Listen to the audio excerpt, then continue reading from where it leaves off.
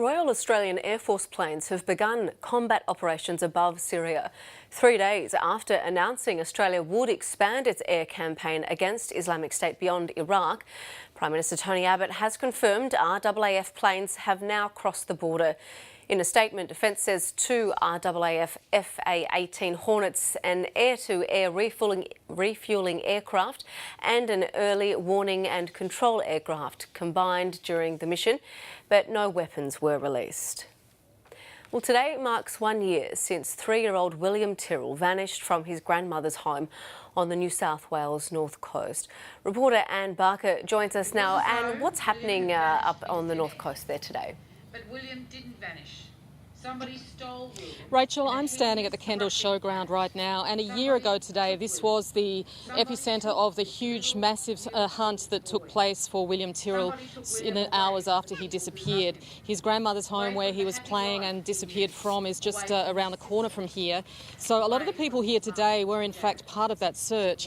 Now, for such a sad occasion, obviously being 12 months since he disappeared, the mood here today is incredibly strong and upbeat. People here are very optimistic still that he will be found and determined that they will do everything they can to help find him.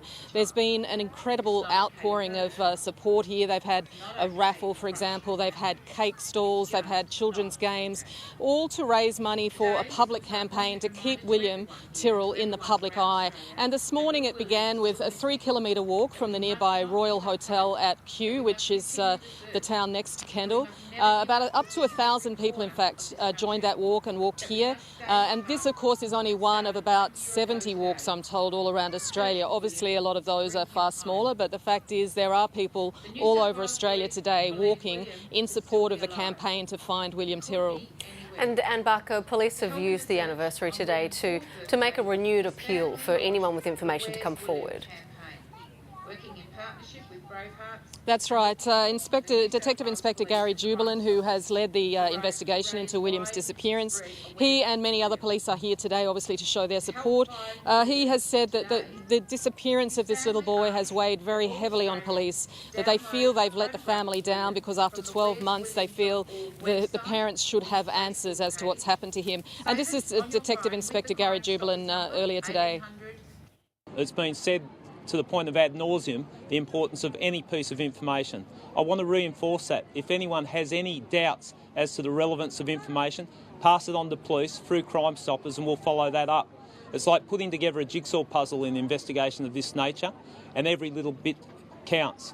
In the recent weeks, with the widespread media attention that's focused in on the abduction of William Tyrrell, we've been in receipt of information from people that said they didn't feel comfortable coming forward. They didn't want to get involved in an investigation of this nature. Let me assure you, if you do pass information on, it will be treated with the strictest of confidence and your identity will be protected. But there is no excuse for not passing information on to a crime like this. We're dealing with a 3-year-old child that could possibly still be alive, as we've said. It's something that weighs very heavily on us, but we're determined to find answers.